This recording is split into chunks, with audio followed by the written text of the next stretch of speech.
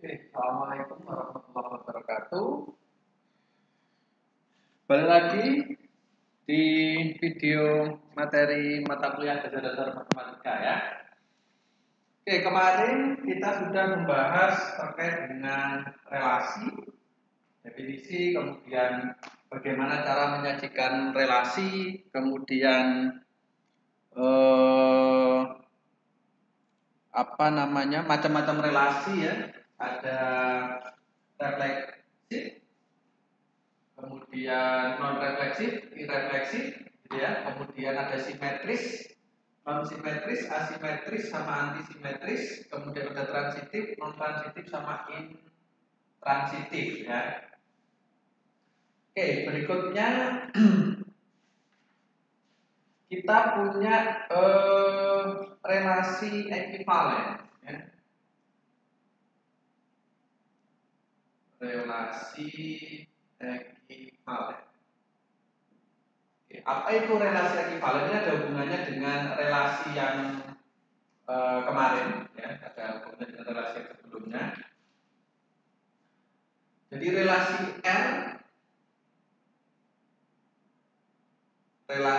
R disebut ekivalen pada S ya, relasi R pada S himpunan ya, himpunan S atau himpunan A kemarin dikatakan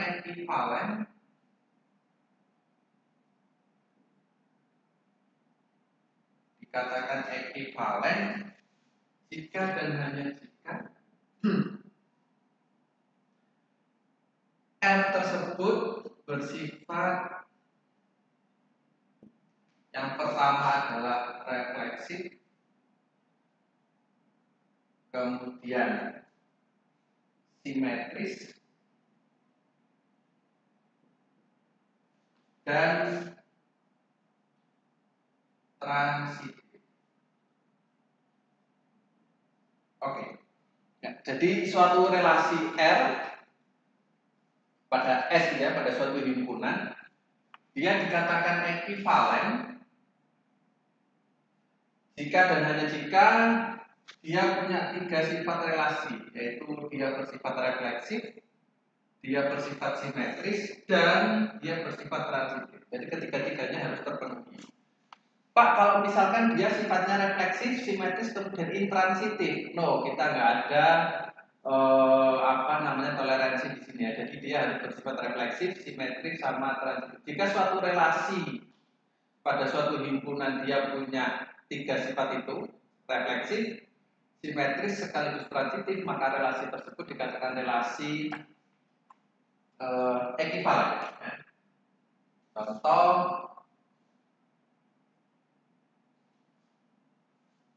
kita punya relasi sejajar pada garis ya. Jadi kita punya himpunan kumpulan garis-garis.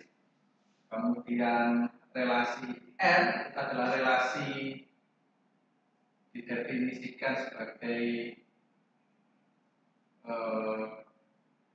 relasi sejajar ya antar garis. Kalau kita punya relasi sejajar, artinya yang pertama dia pasti bersifat refleksif. Ya.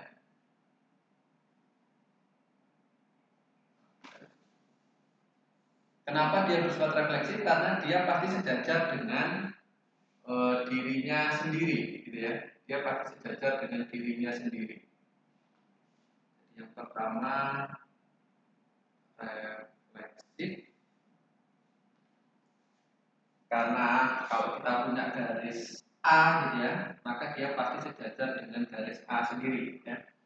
Artinya A berelasi dengan A untuk setiap A anggota himpunan S, di mana himpunan S-nya adalah himpunan dari garis-garis gitu ya. Kemudian apakah simetris? Ya. Jika kita punya A itu sejajar dengan B, artinya A berelasi dengan B, maka pasti B sejajar dengan A ya. Pasti B sejajar dengan A. Artinya B berelasi dengan A. Apakah transitif?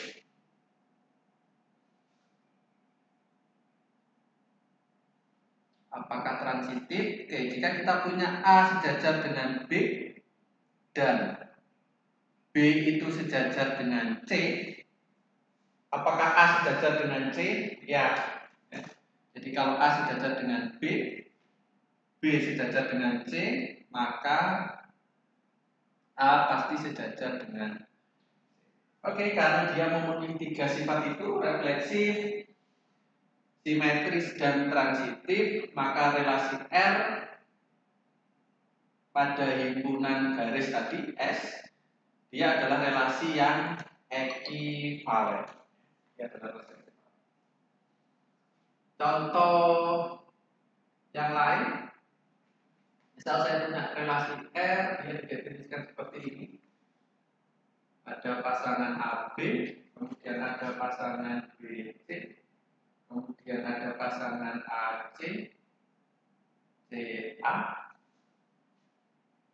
CC, BA, kemudian CB, AA, dan BB. Oke. Nah, jadi relasi S anggotanya adalah himpunan S adalah himpunan yang memuat A, B, dan C, ya. Relasi R pada S didefinisikan seperti itu. Apakah dia bersifat refleksif? Ya. Kenapa? Karena ada AA, BB, dan CC, ya. Maka yang refleksif aman. Yang kedua, apakah simetris? Kita cek. Ada B, maka harus ada BA. Oke, ya. Kemudian ada BC, harus ada CB. Tuh, kemudian ada AC, maka harus ada CA. Oke, karena dia bersifat seperti itu, maka syarat yang kedua terpenuhi, yaitu relasi yang simetris, ya, simetris. Oke, yang ketiga, apakah transitif? Kita punya di sini ada AB, kemudian ada BC. Transitifnya maka harus ada AC, kan gitu. Ada AC di sana. Oke, kemudian ada apalagi BC, kemudian ada CA, maka harus ada BA. Ada BA di sana dan seterusnya, ya. Jadi relasi itu dia bersifat transitif. Oke, karena dia refleksif, simetris, dan transitif, maka relasi R pada himpunan S yang memuat A, B, C adalah relasi yang ekivalen, ya.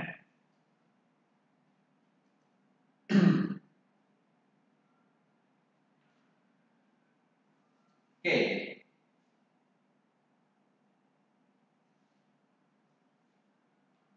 Oke, berikutnya coba perhatikan apa namanya hasil kali silang dari himpunan A dan B, ya.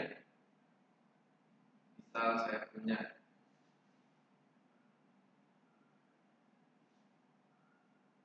ini,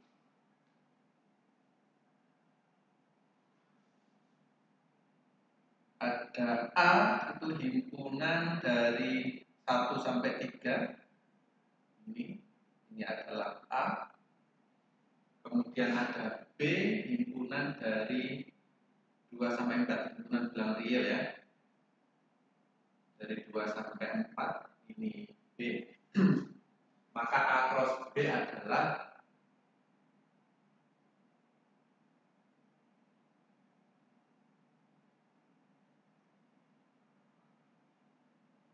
kita punya A cross B adalah ini, ya. Himpunan semua pasangan titik-titik, ya. A, B, di mana A-nya adalah elemen A, B-nya adalah elemen B besar. Kita punya A cross B-nya.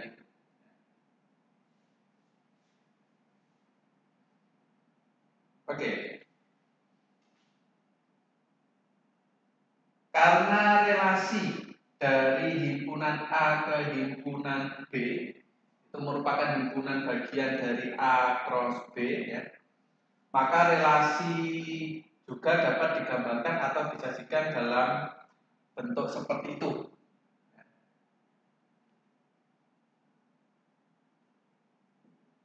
Jadi relasi bisa sebagian, kalau itu kan semuanya ya. Jadi itu adalah A cross B. Artinya kalau kita punya himpunan A seperti itu, himpunan B seperti itu, kemudian kita punya A cross B-nya seperti itu, maka relasi dari A ke B atau dari B ke A gitu ya, kita bisa nyatakan dalam bentuk pasangan titik dalam diagram kartesius seperti itu. Tidak bisa berupa karena kan tidak semua anggota dari A cross B itu termuat dalam relasi kan gitu, karena relasi kan himpunan bagian dari A cross B. Jadi misal kita punya apa namanya, relasi R itu adalah himpun titik-titik di sini misal, bisa seperti itu, bisa kumpulan dari titik-titik tertentu ya, misal jadi R-nya adalah himpunan yang memuat titik-titik hitam itu ya, tidak semua dari anggota A cross B ya. Oke, berikutnya ada yang dinamakan dengan komposisi relasi. Komposisi relasi. Apa itu komposisi relasi? Jadi misal kita punya himpunan A, ada himpunan B, kemudian ada himpunan C. A ke B, ini kita punya relasi R1 misal. Kemudian B ke C ini kita punya relasi R2 misal. Maka kita punya relasi dari A ke C ya, R3 ini membawa A ke C ya, yang didefinisikan seperti itu. Jadi setiap A itu dipasangkan ke B oleh R1, dan setiap yang bukan setiap ya, anggota di A dipasangkan ke B dengan R1 relasi 1, kemudian anggota di B dia dipasangkan ke C oleh R2.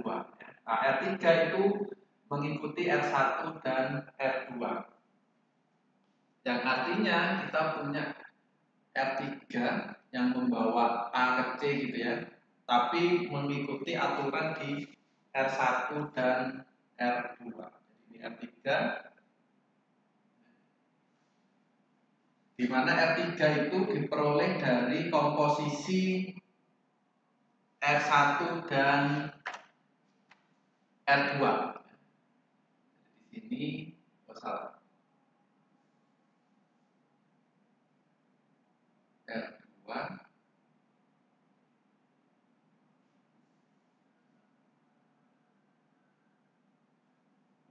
R1. Jadi R1 duluan karena dari A ya, misalnya A1 dia dibawa ke B1, B1 dia dibawa ke C1 gitu ya. Nah, R3 itu membawa A1 ke C1 ya, dengan mengikuti aturan di R1 dan R2.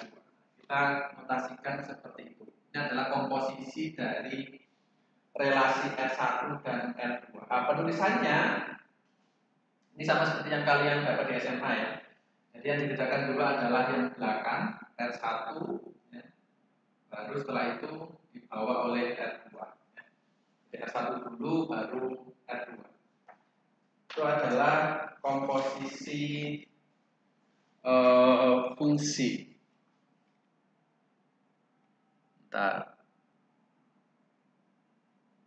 Oke, jadi kalau kita tuliskan dalam bentuk himpunan ya, maka R2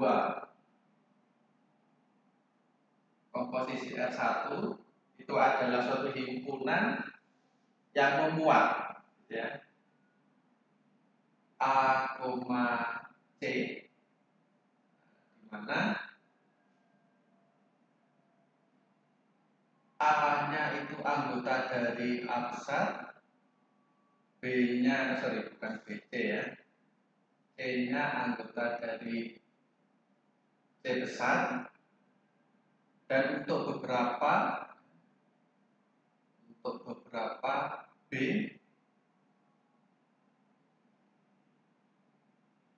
B anggota B besar itu berlaku A dipasangkan dengan B dan B dipasangkan ke C. Nah, seperti itu ya. Jadi R2 komposisi R1 itu adalah himpunan pasangan terurut A, C, di mana A-nya adalah anggota A besar, C-nya anggota C besar, dan untuk beberapa B anggota B besar itu A dipasangkan ke B dan B dipasangkan ke C. Nah, ini adalah sifat transitif ya. Ini adalah sifat transitif di mana A itu dibawa ke B, kemudian B dibawa ke C, means that A dibawa ke C ya. Oke, contoh bisa kita punya relasi R, dia didefinisikan sebagai himpunan yang memuat pasangan 1, 2, 1, 6, 2, 4, 3, 4, 3, 6, dan 3, 8. Oke. Ini adalah relasi dari A ke B, di mana A-nya adalah himpunan yang memuat 1, 2, 3, dan B-nya adalah himpunan yang memuat 2, 4, 6, 8. Ya. Jadi R-nya relasi dari A ke B.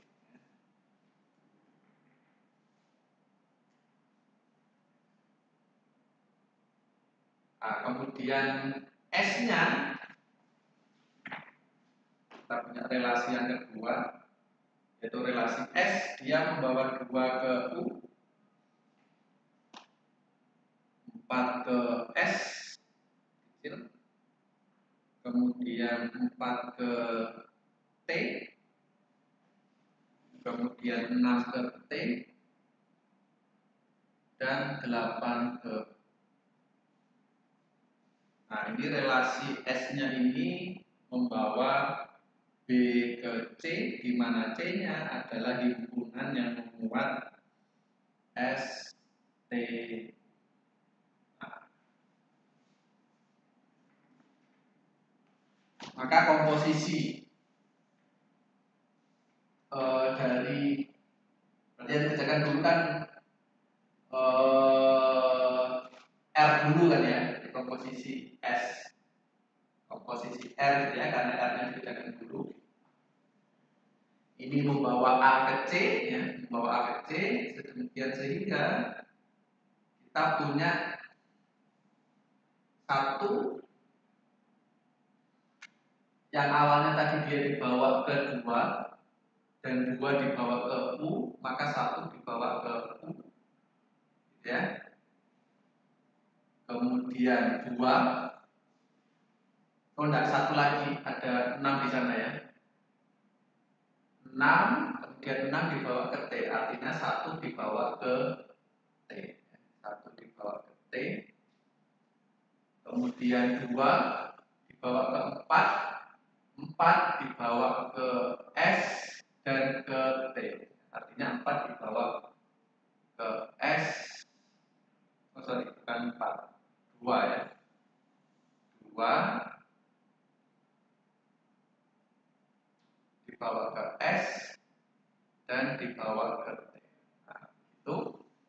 Kemudian 3 dia dibawa ke 4, 6, 8. 4 tadi bawa ke S sama T, artinya 3 dibawa ke S, 3 dibawa ke T gitu ya. Kemudian yang 6 dibawa ke T, tadi 3 dibawa ke T sudah ada itu. Kemudian 8 dia dibawa ke U, ya 3 ke. Jadi komposisi dari S dan R dengan R-nya seperti itu, S dan itu menghasilkan itu 1 ke U, 1 ke T, 2 ke S, 2 ke T, 3 ke S, 3 ke T, 3 ke U. Oke, jadi seperti ini bisa kita gambarkan seperti yang tadi ya, dengan menggunakan diagram panah misalkan A-nya 1, 2, 3, B-nya 2, 4, 6, 8, C-nya STU. Jadi kita bisa membuat panah dari 1 dibawa kemana saja dan seterusnya ya. Oke, itu adalah komposisi relasi. Berikutnya kita masuk ke fungsi.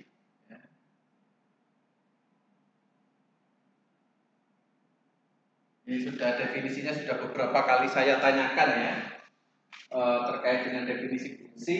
Di awal dulu pernah saya tanyakan, kemudian di kalkulus diferensial juga kalian sudah dapat. Apa itu fungsi dari suatu himpunan ke himpunan ya? Misalkan kita notasikan ya sebagai f gitu, f kecil. Jadi notasi dari fungsi bisa huruf kecil, bisa huruf besar, bisa notasi yang lain simbol apa sebenarnya. Jadi di awal dulu pernah saya singgung terkait dengan sifat-sifat matematika, yaitu notasinya kosong dari arti ya, simbol-simbolnya kosong dari arti. Artinya semua simbol kita bisa gunakan untuk menyatakan sesuatu ya, asalkan disepakati. Oke. Secara umum kita punya fungsi dinyatakan sebagai huruf kecil ya, dinotasikan sebagai huruf kecil. Pak, kalau misalkan dinyatakan dalam huruf besar boleh saja, F besar, G besar, H besar, tidak apa-apa, tidak masalah ya. Asalkan diberikan kesepakatan di awal dulu ya. Misal saya berikan itu fungsi dinotasikan sebagai F kecil ya, suatu fungsi dia membawa A ke B ya. Jadi suatu relasi yang membawa A ke B. Relasi yang seperti apa? Ya. Kalau relasi pengertiannya kemarin suatu aturan yang memasangkan anggota A ke anggota B gitu ya. Nah, di fungsi ini relasinya tidak sebarang relasi. Jadi suatu relasi yang bagaimana yang disebut fungsi, yaitu ketika setiap anggota A dipasangkan. Ya. Jadi setiap anggota A dipasangkan. Setiap anggota A dipasangkan secara tunggal ya, ke anggota B. Jadi setiap anggota A dipasangkan secara tunggal ke anggota B ya. Atau ada yang menyebut setiap anggota A dipasangkan ke tempat satu anggota B ya. Nah, bedanya dengan relasi secara umum, suatu fungsi disebut suatu relasi disebut fungsi jika semua anggota dari A punya pasangan. Di relasi kan harus ya. Kemudian pasangannya harus tunggal, nggak boleh double. Kalau di relasi kan setara. Oke, itu adalah fungsi. Ya.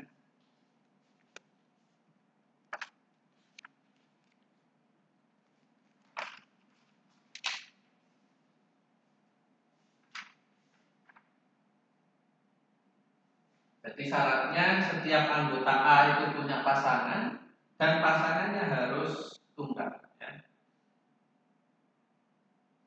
Hubungannya dengan himpunan apa? Kalau kita punya relasi kemarin R itu adalah subset dari A cross B, gitu ya. Dimana kita punya fungsinya tadi adalah dari A cross B. Fungsi ini adalah subset dari relasi A ke B.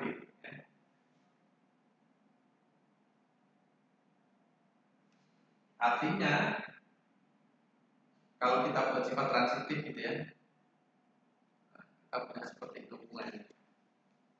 Jadi fungsi dari A ke B itu merupakan himpunan bagian dari relasi A ke B, di mana relasi dari A ke B itu adalah himpunan bagian dari A cross B ya. Jadi relasi dari A cross B kita tidak ada syarat ya, asalkan anggota A dipasangkan ke B itu sudah kita sebut sebagai relasi. Relasi yang bersyaratkan di atas itu kita sebut dengan fungsi. Selanjutnya tentu saja kita dapat menunjukkan bahwa suatu fungsi bisa kita nyatakan dalam bentuk pasangan terurut ya, A, B, di mana A-nya adalah anggota A besar dan B-nya adalah anggota B besar. Di mana A dan B ini tidak harus berbeda. Ya, A dan B bisa sama seperti yang kita punya di relasi refleksi, misalnya kan domainnya adalah S, kodomainnya adalah S sendiri, yaitu pada ya, relasi pada. Jadi A dan B bisa sama, bisa berbeda ya. Karena fungsi juga dapat dipandang sebagai himpunan pasangan terurut, ya, karena dia adalah subset dari relasi, maka pengertian fungsi dari A ke B dapat lebih baik dikemukakan seperti ini. Sekarang. Jadi fungsi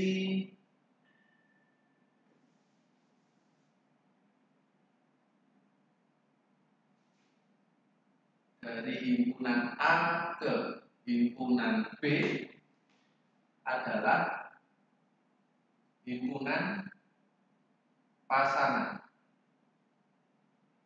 terurut yang merupakan himpunan bagian dari A cross B itu sedemikian sehingga semua anggota A muncul sebagai elemen pertama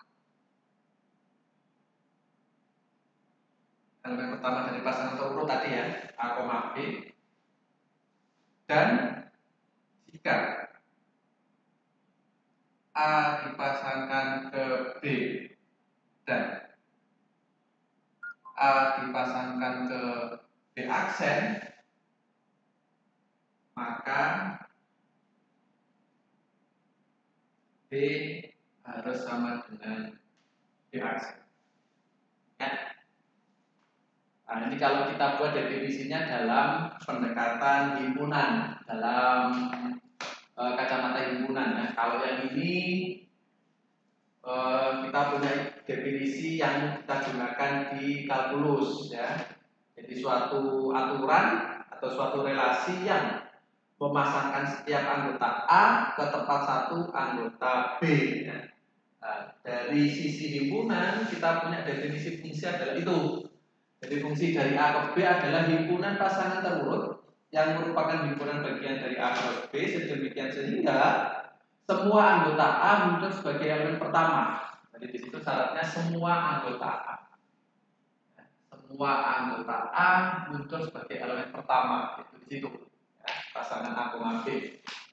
Dan jika A berpasangan dengan B dan A berpasangan dengan B aksen, maka B harus sama dengan B aksen.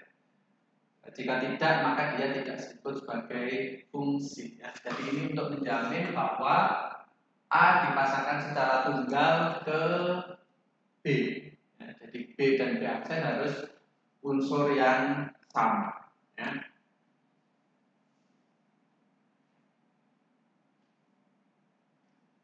Oke, selanjutnya fungsi F yang didefinisikan seperti itu kita bisa tulis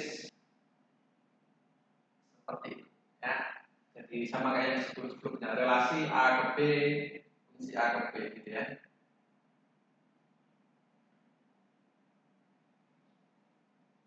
Oke.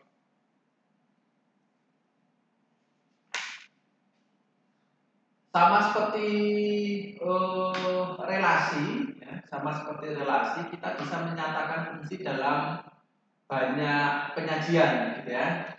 Bisa dengan menggunakan diagram panah, bisa dengan tabel, bisa dengan himpunan ini pasangan terurut, bisa dengan matriks kemarin, ya, bisa dengan rumus fungsi, ya, bisa dengan definisi juga deskripsi, ya, deskripsikan. Sama seperti relasi. Bisa juga dengan seperti ini, yang ini tadi, ya.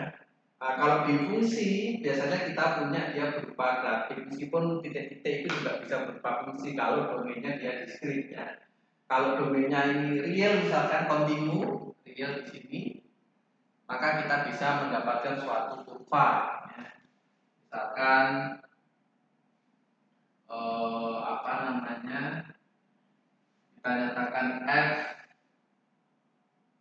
a sama dengan 2a, gitu ya, di mana a-nya anggota dari 1 sampai 3. Kita punya interval, sudah dikenalkan ini ya, interval ini adalah interval tertutup, ya. Jadi kalau kita nyatakan itu seperti ini. Jadi 1 dan 3 nya ikut. Kalau kita pakai kurung biasa, misal 1, 3 ini ya. Nah, ini dia menyatakan 1-nya ikut tapi 3-nya tidak ikut. Jadi interval atau kurung biasa.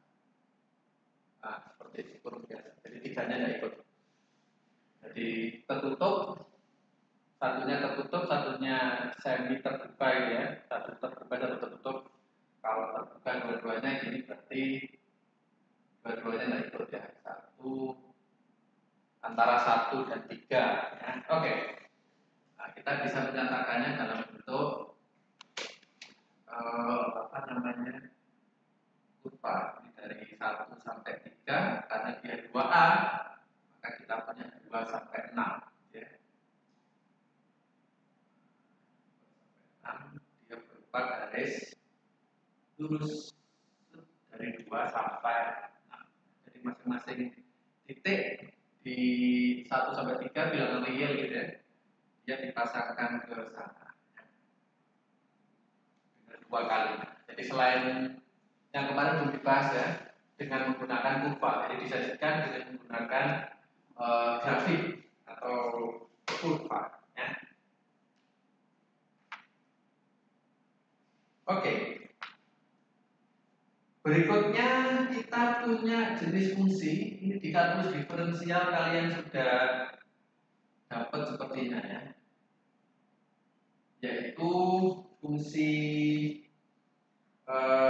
injektif, kemudian ada subjektif, sama ada bijektif, ya. Yang pertama kita bahas fungsi injektif.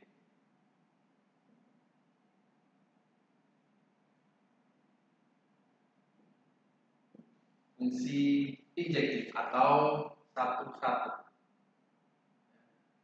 Berikutnya fungsi satu-satu. Fungsi seperti apa yang disebut dengan fungsi injektif, gitu ya. Jadi f fungsi dari a ke b dia disebut injektif jika dan hanya jika untuk setiap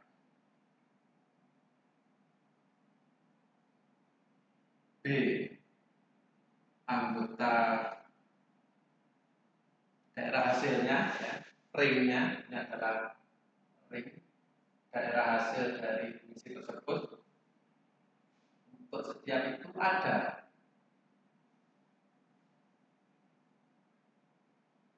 salah, balik. Kan kita bahas injektif, ya, bukan subjektif, injektif dulu.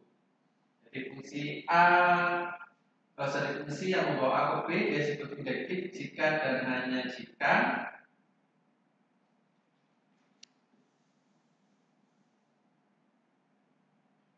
untuk setiap b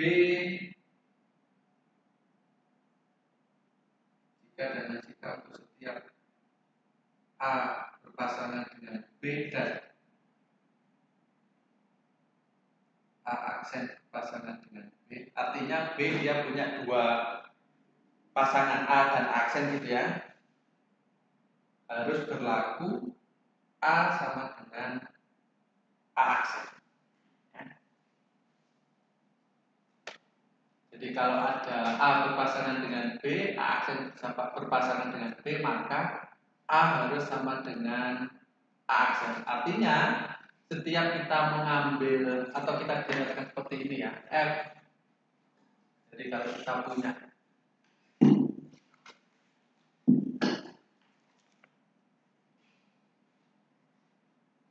F B,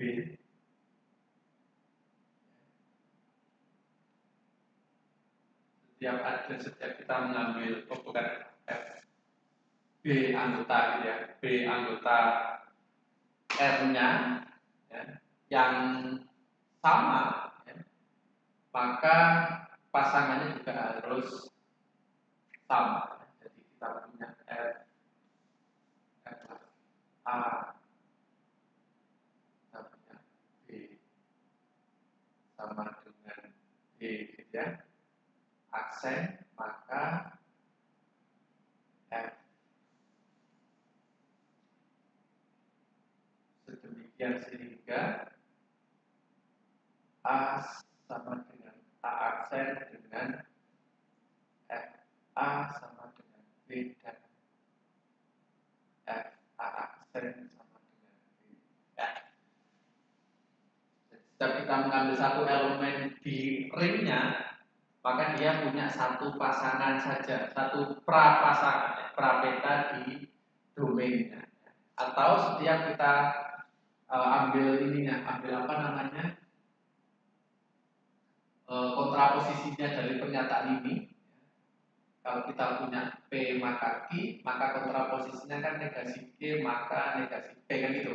Ini adalah dua pernyataan yang dibalik. Jadi kita bisa menyatakan dia injektif jika dan hanya jika setiap A dan A aksen yang nggak sama ya. Jadi A dan A aksen yang tidak sama, maka F A tidak sama dengan F A aksen. Nah, gitu ya. Kalau di sini kan B dan B aksennya sama, maka A dan aksennya sama. Kalau kita buat kontraposisinya, maka kita punya itu. Setiap kita mengambil dua elemen berbeda di domain, maka pasangannya juga harus berbeda. Jadi kalau kita buat grafik atau nyatakan dalam bentuk itu ya, kita punya A di sini, kita punya A aksen, maka A berpasangan dengan B. Kemudian A aksen berpasangan dengan B aksen. Jadi B dan B aksen ini berbeda. Ya. Jika kita mengambil dua elemen berbeda A dan A aksen, maka pasangannya juga harus berbeda. Itu adalah fungsi injektif. Ya. Berikutnya adalah fungsi subjektif.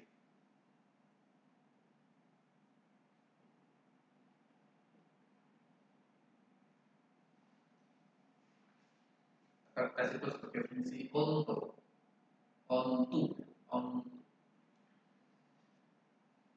F A membawa A ke B, dia disebut fungsi subjektif jika untuk setiap B tadi anggota dari ring F tadi ya, ini adalah ring daerah hasilnya, maka ada suatu elemen di domainnya ya, satu elemen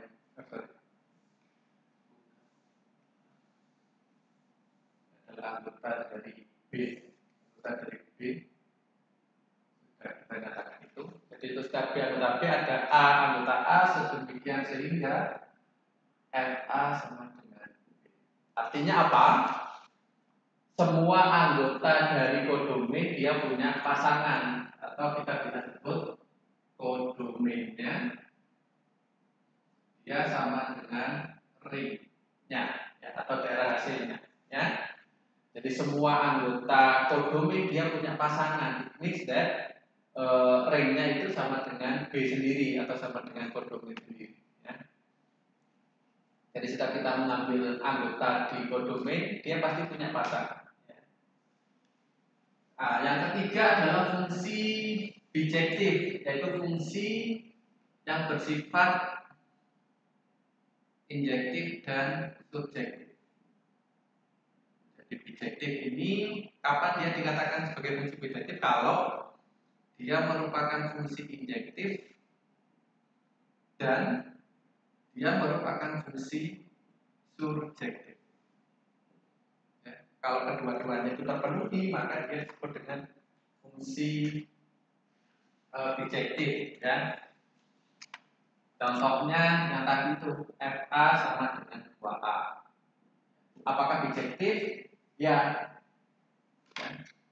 karena dia injektif. Setiap kita mengambil A berbeda, A1 dan A2, ya, A1 tidak sama dengan F2, maka 2A1 tidak akan sama dengan 2A2, kan gitu, ya.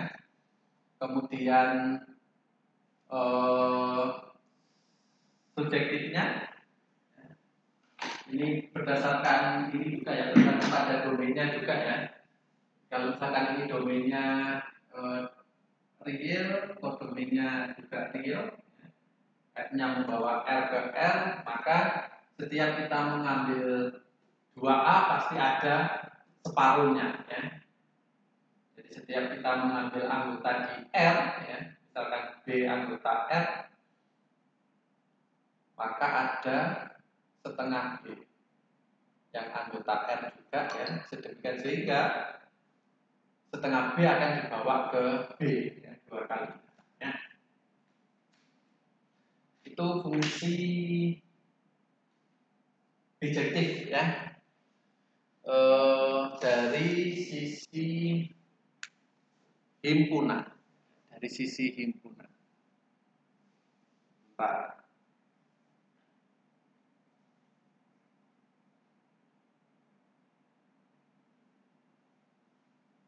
Ya.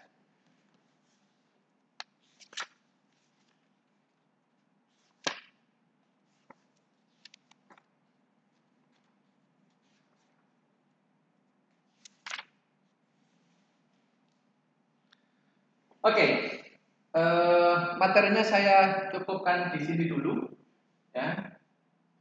Jika ada pertanyaan kita bisa diskusi di webmeet gitu ya, atau di grup mata kuliah, grup WA. Oke, semoga sehat selalu, ya. Semoga yang saya sampaikan di video ini bisa ditangkap, ya, dengan baik. Jika ada kesalahan yang saya sampaikan bisa dikonfirmasi, Pak, kok tadi dijelaskan begini, harusnya begitu, gitu ya.